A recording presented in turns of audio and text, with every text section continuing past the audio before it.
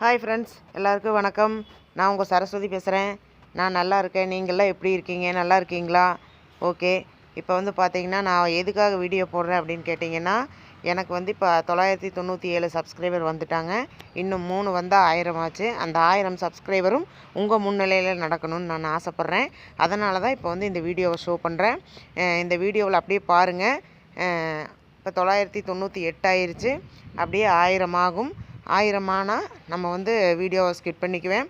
அது வரைக்கும் என்னோடய சேனலை சப்ஸ்கிரைப் பண்ணுங்கள், லைக் பண்ணுங்கள், ஷேர் பண்ணுங்கள்.